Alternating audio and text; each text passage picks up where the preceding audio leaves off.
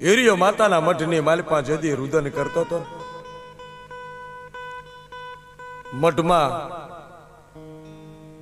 રોતો રોતો હોઈ ગયો